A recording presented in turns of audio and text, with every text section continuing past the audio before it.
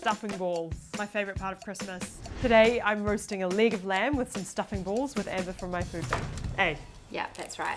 Cut a bulb of garlic in half. Strip the leaves from the rosemary. Now I'm going to drizzle it with olive oil. Sprinkle that fresh rosemary over. A decent amount of salt because this is a big piece of meat. Whack it in the oven about 1.5 hours. So I'm making the stuffing balls to go with the lamb now. Chop the onion.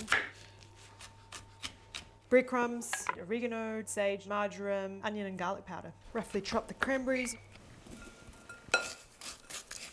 Half a teaspoon of salt, melted butter, an egg. Milk.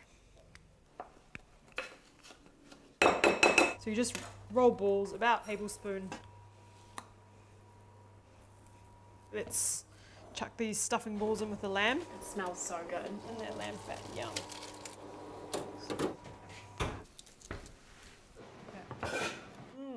Yum.